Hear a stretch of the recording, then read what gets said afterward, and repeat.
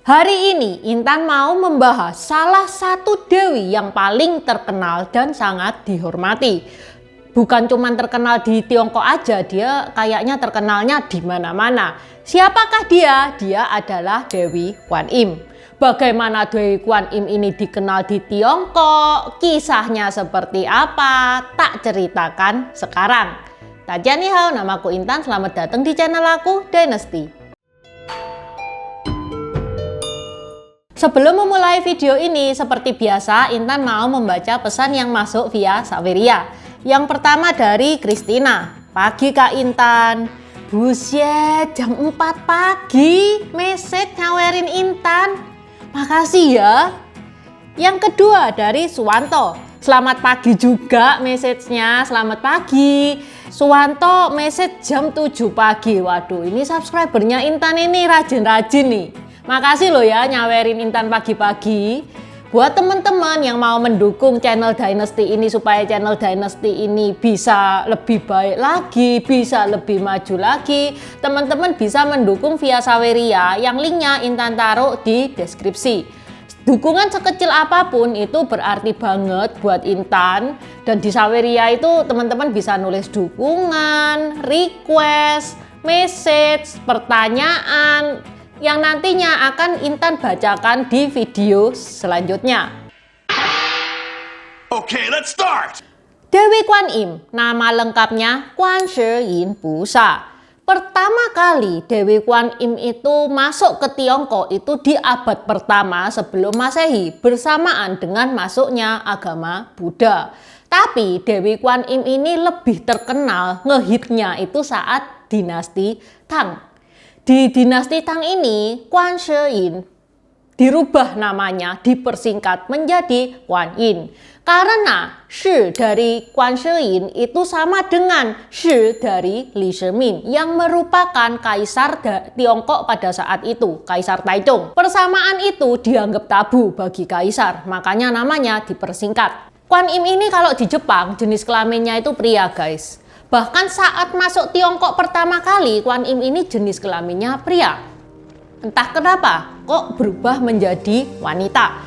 Beberapa teori mengenai perubahan ini karena masyarakat memerlukan figur dewi perempuan supaya bisa melindungi mereka. Dewi Kwan Im ini asal-usulnya seperti apa sih? Dewi Kwan Im ini tidak ada bukti sejarahnya ya guys ya. Jadi yang Intan bahas hari ini, yang Intan ceritakan itu merupakan legenda yang turun-temurun alias omongannya orang. Namanya aja omongannya orang, jadi tidak ada rumus pakemnya. Kalau teman-teman nanti merasa, oh ini kok yang aku dengar dari tempat lain itu berbeda sama yang Intan ceritakan, itu hal yang wajar, sah-sah aja.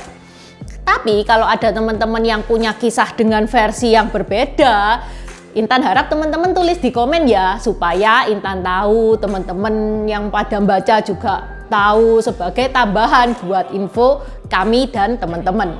Dikisahkan Dewi Kwan Im itu pernah menjelma menjadi seorang putri raja, yaitu Putri Miaosan.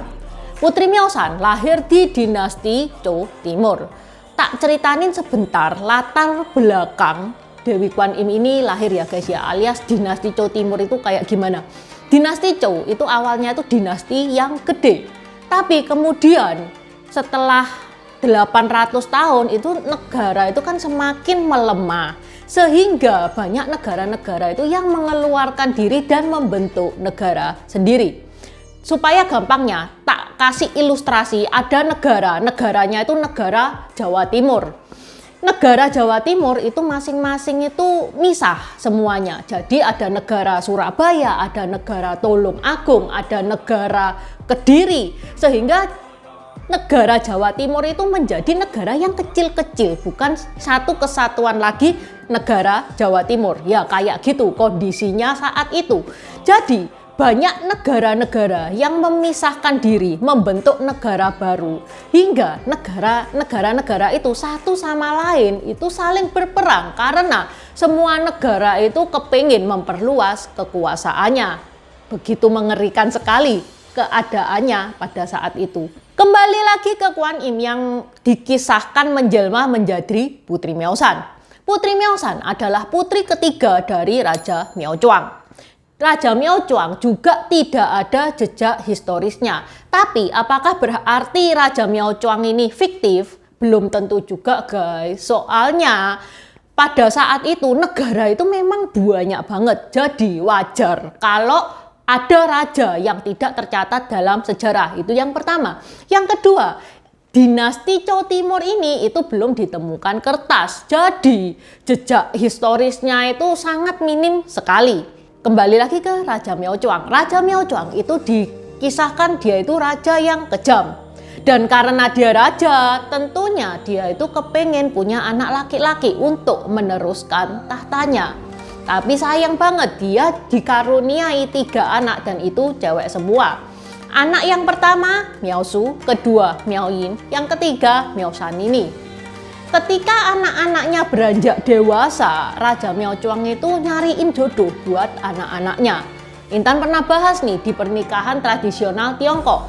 Pada saat itu jodoh bukan di tangan Tuhan, tapi di tangan orang tua. Buat teman-teman yang belum nonton bagaimana pernikahan tradisional kuno, linknya ada di atas, di deskripsi juga sudah Intan kasih.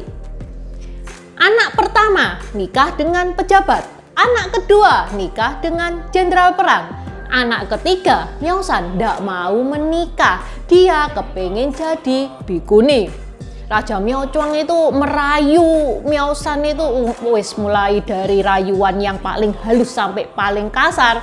Putri Miaosan bersikeras tetap dia tuh kepengen jadi bikuni, dia nggak pengen menikah. Hal ini menyebabkan Raja Miaochuang itu kehilangan kesabaran sampai dia bilang kayak gini, kalau kamu nggak mau nikah, kamu tak hukum mati. Putri Miaosan pun lebih memilih dia dihukum mati daripada menikah. Ya udah, setelah Putri Miaosan dihukum mati, arwah Putri Miaosan itu jalan-jalan ke neraka. Putri Miaosan itu melihat makhluk-makhluk yang disiksa, terus dia itu kesakitan, menangis-nangis, kasihan Putri Miaosan. Akhirnya Putri Miaosan ini berdoa dengan tulus, doanya itu simple, berdoa agar semua makhluk berbahagia. Dan bim salah bim, neraka berubah menjadi surga. Yan Luowang selaku penguasa akhirat, dia bingung guys, loh ini kan neraka, tempat hukuman orang-orang, lah kok berubah jadi surga kayak gini, ini siapa ini biang keroknya. Akhirnya Yan Luowang ini menyuruh Putri Miaosan itu kembali ke raga jasmaninya. Sudah, kamu balik aja daripada ngerecoh di sini. Karena memang disuruh dewa untuk hidup lagi, ya Putri Miaosan hidup lagi dong. Setelah Putri Miaosan itu hidup lagi, Buddha datang ke Putri Miaosan. Buddha ngasih buah persik dewa ke Putri Miaosan. Sehingga setelah makan buah persik itu, Putri Miaosan itu tidak bisa lapar, tidak bisa tua dan hidup abadi. Alias dia itu sudah sakti, bukan orang biasa lagi.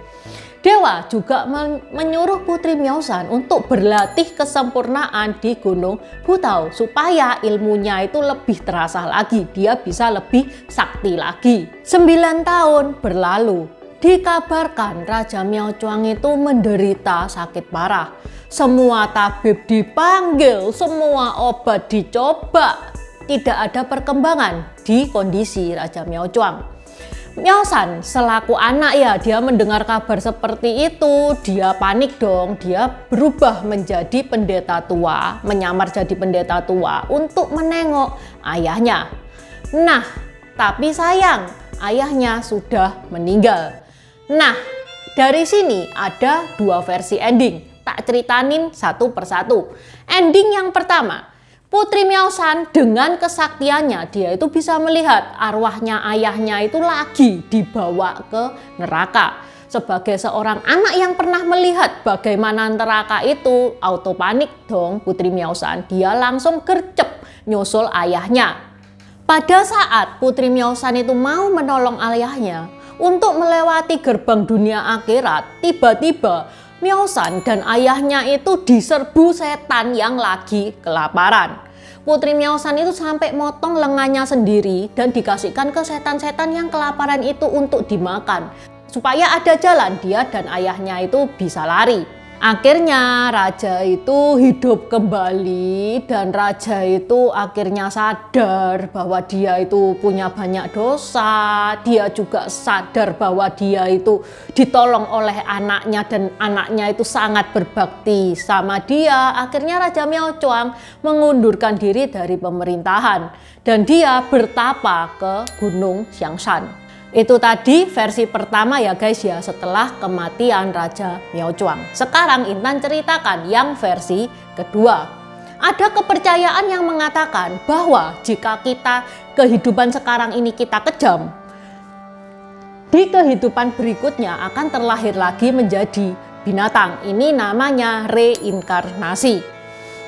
Dan karena Raja Myaochuang ini kejam, dia terlahir lagi menjadi seekor sapi. Sapi itu kan nasibnya kasihan ya guys ya. Dia itu disuruh kerja terus, setelah tua itu dia disembelih. Maka itu umat pengikut-pengikutnya Dewi Kwan Im itu dia itu nggak makan sapi. Karena yaitu untuk menghormati Dewi Kwan Im. Dewi Kwan Im dikenal sebagai Dewi yang welas asih. Karena itu dia punya 20 ajaran welas asih. Meskipun Intan bukan pengikutnya Dewi Kwan Im, tapi Intan suka banget sama 20 ajarannya Dewi Kwan Im. Tak bagikan sekarang apa itu ajarannya Dewi Kwan Im. Yang pertama, jika orang lain membuatmu susah, anggaplah itu tumpukan rezeki. Yang kedua, mulai hari ini belajarlah menyenangkan hati orang lain. Yang ketiga, jika kamu merasa pahit dalam hidupmu dengan suatu tujuan, itulah bahagia. Yang keempat, lari dan berlarilah untuk mengejar hari esok. Lari ya guys ya, bukan jalan santai itu. Yang kelima, setiap hari kamu harus sudah merasa puas dengan apa yang kamu miliki saat ini. Jadi kalau teman-teman punya istri yang cerewet, ya disyukuri aja. Untung-untung loh istrinya mau sama situ. Yang ketujuh, nilailah kebaikan orang lain kepadamu, tapi hapuskanlah jasa yang pernah kamu berikan kepada orang lain. Yang kedelapan, dalam keadaan benar kamu difitnah, dipersalahkan dan dihukum, maka kamu akan mendapatkan pahala. Yang kesembilan, dalam keadaan salah kamu dipuji dan dibenarkan, itu merupakan hukuman. Yang kesepuluh, orang yang benar kita bela, tapi yang salah kita beri nasihat. 11. Jika perbuatan kamu benar, kamu difitnah dan dipersalahkan, tapi kamu menerimanya, maka akan datang kepadamu rezeki yang berlimpah-limpah. 12. Jangan selalu melihat atau mengecam kesalahan orang lain, tapi selalu melihat diri sendiri, itulah kebenaran. 13. Orang yang baik diajak bergaul, tapi yang jahat dikasihani. 14. Kalau wajahmu senyum, hatimu senang, pasti kamu akan aku terima. 15. Dua orang saling mengakui kesalahan masing-masing, maka dua orang itu akan bersahabat sepanjang masa. 16. Saling salah menyalahkan, maka akan mengakibatkan putus hubungan. 17. Kalau kamu rela dan tulus menolong orang yang dalam keadaan susah, maka jangan sampai diketahui bahwa kamu sebagai penolongnya. 18. Jangan membicarakan sedikit pun kejelekan orang lain di belakangnya, sebab kamu akan dinilai jelek oleh si pendengar. 19. Kalau kamu mengetahui seseorang berbuat salah, maka tegurlah langsung dengan kata-kata yang lemah lembut sehingga orang itu insaf. 20. Doamu akan diterima apabila kamu bisa sabar dan menuruti jalanku. Itu tadi 20 ajaran welas asih dari Dewi Kwan Im dan itu mengakhiri video Intan hari ini. Terima kasih sudah menonton. Terima kasih udah nonton channel ini sampai habis. Dukung aku terus berkarya dengan klik subscribe dan bunyikan lonceng di bawah ya guys.